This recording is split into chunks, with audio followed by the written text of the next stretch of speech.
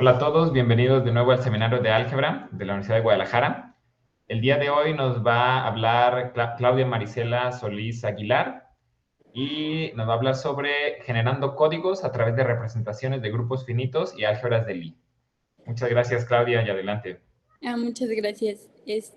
Bueno, como dijo el doctor Alonso, la plática trata de cómo generamos códigos utilizando ciertas teorías de representaciones y de álgebras de Lie. La plática es un poco sobre lo que hemos estado trabajando la doctora Paz y el doctor Gil con mi tesis. Entonces, la idea es dar algunas definiciones básicas de códigos, teoría de representaciones y álgebras de Lie. Y con estas generar dos ejemplos. Una, cómo podemos dar un código a través de la tabla de caracteres asociada a las representaciones de un grupo y la otra utilizando la matriz de Cartan de una álgebra de Lie. Comenzamos, para definir un código, primero necesitamos un alfabeto, que va a ser en este caso nuestro conjunto A, cuyos elementos se llaman símbolos del código. Formamos con estos símbolos n tuplas que llamamos palabras de longitud n sobre el alfabeto. Podemos dar un ejemplo. Si estamos en el campo F2, esta W va a ser una palabra de longitud 3. Ya con esto podemos definir un código de longitud n y dimensión s como el conjunto no vacío formado de s palabras de longitud n sobre un alfabeto y que vamos a denotar por C mayúscula. Luego tenemos F igual a n, el espacio vectorial de n tuplas con coordenadas en el campo FQ. Vamos a definir un código que en particular se llama código lineal como un subespacio de este F igual a n y va a coincidir que tiene palabras de longitud n. A este código le podemos definir su dimensión, que va a ser la dimensión como espacio vectorial sobre el campo. Además, podemos definir otro subespacio que va a ser ortogonal a este, que llamamos el código dual, porque también es un código lineal. En particular, si el código coincide con su código dual, vamos a decir que es un código autodual. Un ejemplo de un código lineal es aquel que está formado por n tuplas, donde todas sus entradas se repiten. Y este se llama el código de repetición. Tomamos dos palabras del código, bueno, en este caso antes de ver qué es código, del conjunto y un escalar en el campo. Aplicamos el test del subespacio y podemos ver que es un código lineal. Otra definición importante es la distancia de Hamming, que para esta tomamos dos palabras de un código que deben tener misma longitud y estar sobre el mismo alfabeto, en este caso X y Y. Vamos a definir su distancia de Hamming como la suma de las distancias de sus componentes, donde la distancia de las componentes va a estar dada por 1 si son distintos y 0 si son iguales.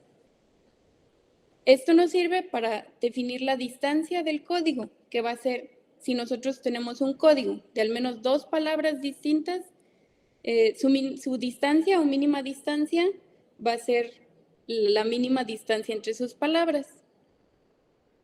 Muchas veces cuando nosotros estamos en teoría de códigos, buscamos enviar mensajes, pero a la hora de que nosotros codificamos o descodificamos estos mensajes, se pueden ver alterados. Muchas veces cuando se envía a través del canal que se utiliza para enviarlos, se puede ver alterado por el ruido que hay en este canal. ¿Y qué tan fácil y qué tan verdadera es la descodificación de ciertos mensajes? Se ve en lo que llamamos los parámetros del código. En particular en los códigos lineales, sus parámetros van a ser nkd, donde n es la longitud de las palabras, k va a ser la dimensión del código como espacio vectorial y d es la distancia del código. Otros dos conceptos muy importantes son la matriz generatriz, que es aquella cuyos renglones forman una base para nuestro código, y la matriz de control, que es la que sus renglones son una base para el código dual. Estas son de importancia porque la matriz generatriz nos sirve para codificar los mensajes y la matriz de control es útil en muchos métodos de descodificación. Si tenemos nosotros un código con parámetros NK, su matriz generatriz va a tener dimensión K por N y su matriz de control tiene dimensión N menos K por N. Ahora, pasando a la parte de teoría de representaciones, primero definimos qué es una acción. Como recordatorio, una acción de un grupo sobre un conjunto no vacío X es esta aplicación L que satisface estas dos propiedades. En particular, nos interesan cuando el conjunto es un espacio vectorial complejo, porque además de la definición de acción, podemos definir dos conjuntos que llamamos S sub X y GL de B, que además van a ser grupos. S de X son las funciones que son biyectivas del espacio al espacio y GL de B son las transformaciones lineales que también son isomorfismos. Entonces podemos definir una representación lineal del grupo en el espacio vectorial como el morfismo de grupos que va del grupo a GL de B. Para simplificar un poco la notación, vamos a tomar a ρ evaluado en G y lo vamos a y luego evaluado en un elemento del espacio vectorial, lo vamos a escribir de esta forma, ρ sub G en B. Un ejemplo de una representación trivial es si tenemos un espacio vectorial de dimensión 1 sobre los complejos. Entonces, GL de B va a ser C estrella, que es C menos el 0. Entonces, en este caso, a la representación que va que toma un elemento en el grupo y lo manda al 1 complejo, la llamamos la representación trivial. Otro ejemplo es si tenemos un grupo y un espacio vectorial. Podemos definir una representación lineal que toma a un elemento en el grupo y lo manda a la identidad del espacio. Y un tercer ejemplo es si tomamos a este grupo y le aplicamos esta regla de asignación, nuestra representación lineal en este caso se llama signo. Luego podemos decir que dos representaciones van a ser equivalentes si existe un isomorfismo entre los espacios vectoriales, tal que para cualquier elemento el diagrama conmuta, que es equivalente a decir que se cumple esta igualdad en rojo para cualquier elemento del grupo. También si tenemos una representación y tomamos U, un subespacio de V, vamos a decir que esta U es un espacio invariante si para cualquier elemento del grupo, ρ en ese elemento evaluado en el espacio, en el subespacio, vuelve a caer dentro de él.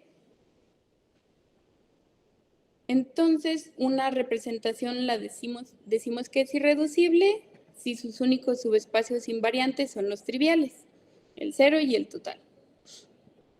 Y decimos que es unitaria si para cualquier elemento del grupo se satisface esta igualdad de producto interno complejo.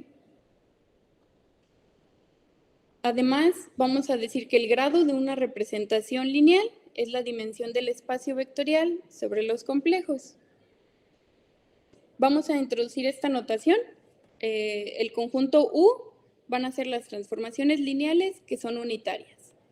Entonces, una representación lineal va a ser unitaria si solo si para todo elemento del grupo ρ de G pertenece a U. Esto con la utilidad de que ahora para escribir una representación unitaria la podemos escribir de esta forma. En este caso en particular, esta n va a denotar la dimensión del espacio. Con esto, si tenemos un grupo y una representación unitaria que sea además irreducible, podemos definir a ρ sub ij como la entrada ij de la representación ρg. Y además, podemos definir un producto interno entre representaciones lineales dada por esta. Y tenemos que se satisfacen las relaciones de ortogonalidad de Schur. que dice que si tenemos dos representaciones unitarias, irreducibles y no equivalentes, entonces se satisfacen estos dos incisos. Que el primero nos dice que las componentes de dos representaciones irreducibles son, irreducibles y no equivalentes van a ser todas ortogonales entre sí, y el segundo inciso nos dice que las componentes de una misma representación son 0 si son distintas y 1 sobre n si son iguales. Ahora, si nosotros tenemos una representación lineal, podemos definir el carácter asociado a esta representación como psi sub rho, dada por psi en un elemento del grupo, lo manda a la traza de rho en ese elemento. Si nosotros tenemos una representación lineal que va del grupo a C estrella, su carácter asociado va a ser otra vez esa misma rho. Si nosotros tenemos una representación lineal, esta representación en el neutro del grupo nos da la identidad del espacio. Entonces, el carácter asociado en el neutro del grupo nos va a dar el grado de la representación. Y si tenemos dos representaciones equivalentes, estas van a tener la misma carácter asociado. Recordando que esto quiere decir que son equivalentes. Además, el número de representaciones irreducibles es igual al número de clases por conjugación de nuestro grupo. Esto quiere decir que si nosotros tomamos un grupo finito, vamos a tener un número finito de representaciones irreducibles, que nos van a dar un número finito de caracteres asociados, que va a coincidir con el número de clases de conjugación del grupo. Ahora sí, en la construcción del grupo, vamos a tomar, del código lineal, vamos a tomar S3, el grupo de permutaciones de 3 elementos. Construimos su tabla de caracteres, que va a ser esta que está aquí. Las columnas son las clases de conjugación del grupo y los renglones son los caracteres asociados a las representaciones irreducibles. Esta primer columna, por lo que dijimos antes, nos da los grados de las representaciones.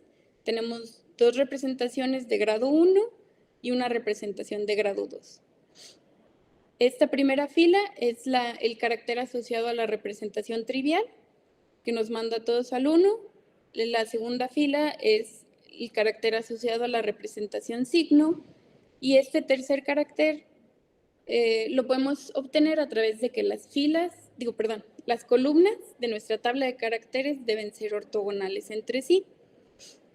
Entonces, como tenemos justamente esa propiedad, que en la tabla de caracteres sus columnas son ortogonales entre sí, vamos a tomar sus columnas como las filas de nuestra matriz generatriz para generar un código que sea autodual. Ahora, una matriz generatriz en su forma estándar es justamente de esta forma. Tienes una identidad por la izquierda y una matriz a la que le aumentas la identidad del lado derecho. Entonces, tomamos las columnas, las transponemos y aumentamos la matriz por el lado izquierdo. Y obtenemos una matriz generatriz para nuestro código lineal en su forma estándar. Este programa hace esos mismos pasos. Tomamos un grupo, S3, y nos genera la tabla de caracteres de ese grupo, luego la convierte en una matriz generatriz y genera el código y nos da sus parámetros.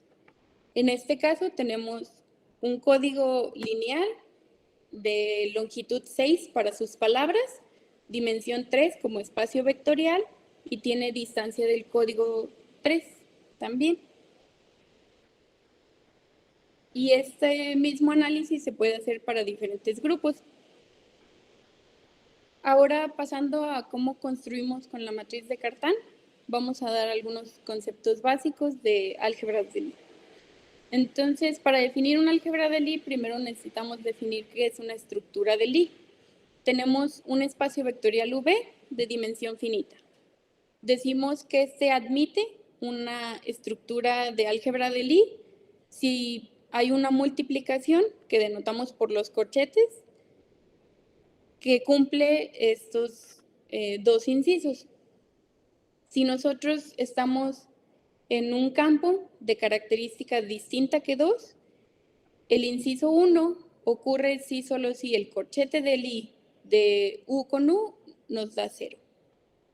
Y al segundo inciso se le conoce como la identidad de Jacobi. Al par de este espacio vectorial con estos corchetes de Lie, lo vamos a llamar un álgebra de Lie y la denotamos por esta G. Un ejemplo es que cualquier espacio vectorial, si nosotros le definimos esta multiplicación de dos elementos, con el corchete que nos mande el 0, nos da un álgebra de Lie. Ahora, si tenemos un álgebra de Lie, podemos definir su representación adjunta, que vamos a denotar como add, que toma un elemento en el álgebra de Lie y lo manda a add(x), que va a ser una aplicación que al evaluarla en otro elemento del álgebra de Lie, está definida como el corchete de x con y. Podemos ver que esta representación adjunta es un morfismo de álgebras de Lie. Y un ejemplo de esto es si nosotros tomamos el álgebra afín de dimensión 2, que es el álgebra de Lie, que está generada por dos elementos y que define el corchete de Lie de E1 con E2 como E2. Entonces, para encontrar las matrices asociadas a las representaciones adjuntas, nos fijamos en la representación adjunta de E1 y evaluamos E1 y E2 evaluamos la representación adjunta de E1 en E1 y en E2, que son las bases de nuestra álgebra de Lie. Tenemos que el corchete de E1 con E1 nos da 0 y lo escribimos como combinación lineal de la base. Y esta va a ser la primera columna de la representación adjunta de E1. Evaluamos en E2, que es el corchete de E1 con E2, y tenemos que eso nos da E2. Lo escribimos como combinación lineal de la base y nos da esta segunda columna, 0 y 1. Y podemos hacer lo mismo para la representación adjunta de E2 y obtenemos esta otra matriz. Otro concepto importante es la forma de Cartan-Killing para un álgebra de Lie, que la definimos de esta forma. Tomas dos elementos de nuestra álgebra de Lie, X y Y el Cartan-Killing va a estar dado por la traza de la representación adjunta de X compuesta con la representación adjunta de Y. Entonces, como tenemos que la traza de dos matrices A por B es igual a la traza de B por A, tenemos que el Cartan-Killing va a ser una forma simétrica y que además es una forma bilineal. En particular, si nuestra álgebra de Lie es SLN, que son las matrices de n por n con traza 0, el Cartan-Killing de X y Y va a estar dado por 2 veces n la traza de X por Y. Un ejemplo es si tomamos el álgebra de Lie de SL4, que son las matrices de 4 por 4 con traza 0. Podemos ver que una base para esta álgebra de Lie son estas matrices, donde E y sub J es la matriz elemental con 1 en la entrada IJ, donde I y J deben de ser distintos. Y las matrices con 1 y menos 1 en su diagonal, estas tres matrices. Entonces, de la definición, la matriz de la forma de Cartan-Killing va a ser la que está dada por estas entradas. Nos fijamos en esta primera, que por el lema anterior va a ser 2 veces n, la traza de, en este caso, D1, multiplicando con D1, 2 por 4 nos da el 8 y calculamos la traza de este producto y nos da 16. Hacemos lo mismo para las demás entradas de la matriz y obtenemos esta matriz de la forma de Cartan. Que tienen, aquí están resaltadas las entradas distintas de 0 en rojo y esta va a ser una matriz diagonalizable. Ahora, si tenemos M y N, dos ideales de nuestra álgebra de Lie, podemos definir el corchete de Lie de M con N como el que se genera por el corchete de Lie de los elementos de M y de N. Con esto definimos las álgebras derivadas, que son la álgebra derivada 0, es nuestra álgebra de Lie. Luego G1 va a ser el corchete de G con G. G2 el corchete de G1 con G1 y así sucesivamente. Con esta regla de asignación, G a la N más 1 va a ser el corchete de G a la N con G a la N. Esto para decir que una álgebra de Lie es soluble si existe un natural tal que para G a la N es 0. Como tenemos que la suma de ideales solubles es un ideal soluble y estamos en un espacio finito, va a existir un único ideal soluble máximo al que llamamos el radical de la álgebra de Lie. Luego, una álgebra de Lie decimos que es simple si es de dimensión mayor que 1 y sus únicos ideales son los triviales. Además, podemos decir que una álgebra de Lie es semisimple si su radical es el conjunto 0. Y tenemos que satisfacer este teorema, que una álgebra de Lie va a ser semisimple si solo si es suma directa de ideales simples del álgebra y que una álgebra de Lie es semisimple si solo si su forma de Cartan-Killing es no degenerada. Recordando un poco, si tenemos una transformación lineal, vamos a decir que es semisimple si para un subespacio invariante va a existir un subespacio W complementario, tal que también sea invariante. Esta quiere decir que sea invariante. Y el espacio V va a ser suma directa de esa U con este espacio vectorial complementario. Por lo que una transformación lineal va a ser diagonalizable si solo si es semisimple. Además, si tenemos una álgebra de Lie semisimple, en esta va a existir una subálgebra de Lie que sea maximal, que denotamos por H, tal que para cualquier elemento en esta H, la representación adjunta de este elemento va a ser semisimple, H va a ser abeliano y H va a ser su centralizador en el álgebra de Lie, que es este conjunto. Entonces, retomando el ejemplo de las matrices de 4×4 con traza 0, queremos encontrar cuál es esta subálgebra maximal. Tenemos que estas matrices nos dan la base. Podemos probar, podemos mostrar que aquellas matrices que nos dan 0, que satisfacen esta multiplicación de Lie, son justamente estas matrices con 1 y menos 1 en su diagonal. Entonces, la subálgebra de Lie H, que es maximal, va a ser la que está generada por estas, que de ahora en adelante, pues por simplicidad, vamos a llamar H1, H2 y H3. Nos fijamos en cómo se comporta el producto, el corchete de Lie de H1 con los demás elementos. Y escribimos esta tabla que nos da H1, corchete con E1, 2 en esta columna, con E1, 3 en esta, y así sucesivamente. Tenemos que la representación adjunta de H1 va a ser la matriz cuyas columnas son estas. Y nos fijamos en esta primera columna. Es la representación adjunta de H1 evaluada en H1. de la tabla vemos que es 0, más aún va a ser 0 con cualquier elemento por la definición del álgebra de Lie, de la subálgebra maximal. Entonces tenemos que estas 3 primeras columnas escritas como combinación lineal de la base nos dan 0 en todas sus entradas. Nos fijamos en la siguiente, que sería el corchete de H1 con E12.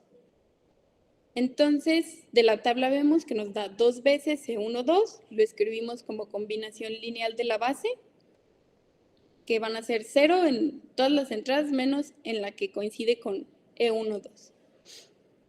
Entonces, podemos escribir la matriz de esta representación adjunta de esta forma, que estas son los corchetes de Lie con las H's.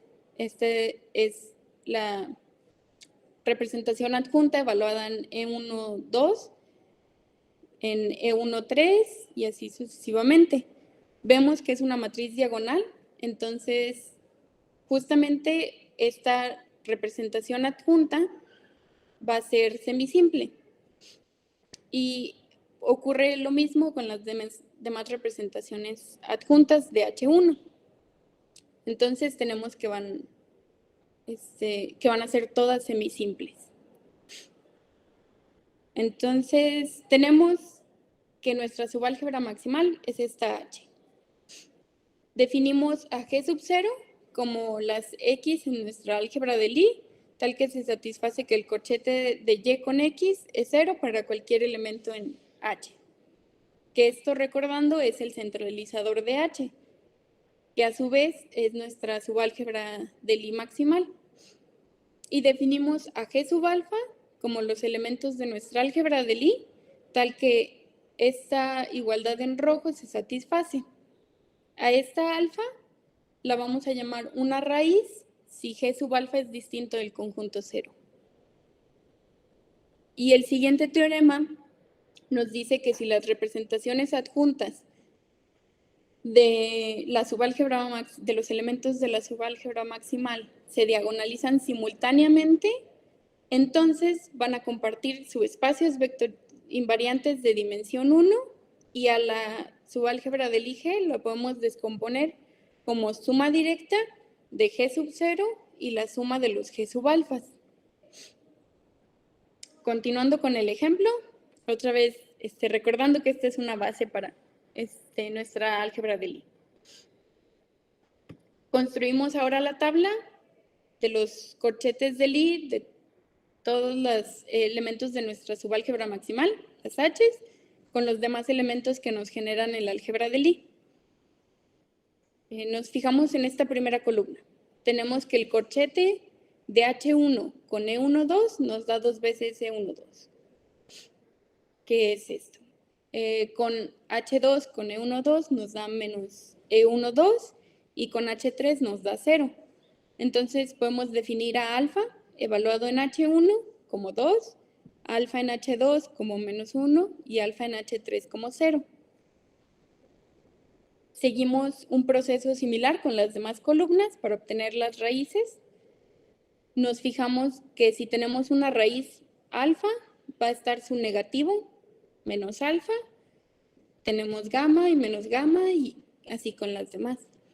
Y que existen algunas raíces, por ejemplo, gamma, que la podemos obtener de la suma de alfa con beta, teta, que la podemos obtener de la suma de beta con eta, y sigma, que la podemos obtener con la suma de alfa, beta y eta. Y que al igual que esos, sus negativos van a estar dentro de las raíces. Si denotamos por phi al conjunto de todas las raíces, podemos generar una base para este conjunto, cuyos elementos van a ser las raíces, tales que las demás raíces las podemos escribir como combinación lineal de estas. Que en este caso las K sub alfas deben ser todas mayores o iguales que 0 o todas menores o iguales que 0. Y a las alfas en elementos de esta base las llamamos raíces simples. Luego, si tomamos nuestro conjunto de raíces simples y nuestra subálgebra de Lie maximal, H. tenemos que la entrada I sub J de la matriz de Cartan va a ser alfa I evaluado en HJ. Retomando el ejemplo, tenemos que gamma, teta y eta se pueden escribir como combinación lineal de alfa, beta y eta. Entonces, estas últimas tres van a ser nuestras raíces simples y tenemos una base para el sistema de raíces con estas tres. Y nos fijamos en sus columnas de la tabla anterior, que van a ser estas. Entonces, calculamos las entradas de la matriz de Cartan, dadas de esta manera, y obtenemos esta matriz C. Aplicamos un proceso similar, aumentamos la matriz izquierda por el lado de la matriz identidad por el lado izquierdo, perdón, y este programa nos hace eso, nos da la matriz de Cartan, y le aumenta la matriz identidad por la izquierda, nos genera el código lineal que tiene por matriz generatriz esta, y nos da sus parámetros. En este caso coincidieron, que tenemos palabras de longitud 6, un espacio vectorial de dimensión 3 y que la distancia del código va a ser 3. Y eso sería todo de mi parte, es lo que hemos estado trabajando. Muchas gracias. ¿Alguna pregunta, comentario? Sí, Clau. Ya ves que cuando descompusiste el álgebra G, ¿te acuerdas? Que pusiste el G0 y la suma de los G alfas. Decías que era de dimensión 1. Ajá. Y el G0 no tenía dimensión 1. ¿Sí nos explicas por qué pusiste ahí el G0? Ah, sí. Bueno, decimos que el teorema nos dice que se dividen en subespacios invariantes de dimensión 1. Y en este caso, nuestro G sub 0 van a ser las H1, H2 y H3, entonces son de dimensión 3, pero realmente es porque nosotros estamos agrupando y como no son de nuestro interés, porque dan 0, entonces realmente tendríamos 3 Gs, la que está generada por H1, la que está generada por H2 y la que está generada por H3.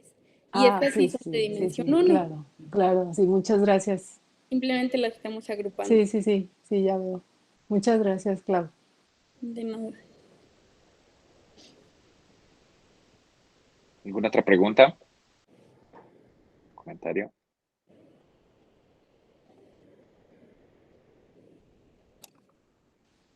Otra pregunta, ¿hacia dónde va el trabajo entonces? Más o menos, por ejemplo, estas últimas, las matrices de Cartan, vimos que a pesar de que sigamos aumentando la dimensión de las matrices, su distancia siempre va a ser 3.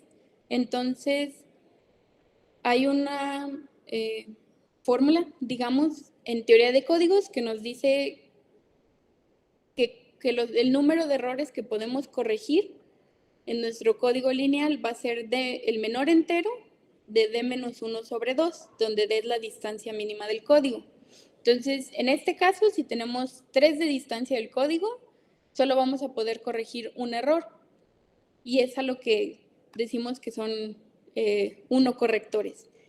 Entonces, nuestra idea es buscar códigos que tengan un valor más alto de distancia para que permitan corregir más errores en caso de que hubiera.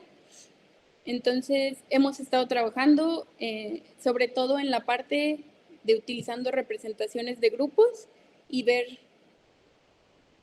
cuál es la distancia que nos da generando códigos con distintos grupos finitos. Seguiríamos trabajando en lo que queda del tiempo para la tesis, generando ahora códigos lineales a través de los grupos de Weil asociados a los sistemas de raíces. Muchas gracias, Clau. No por nada. ¿Alguna otra pregunta?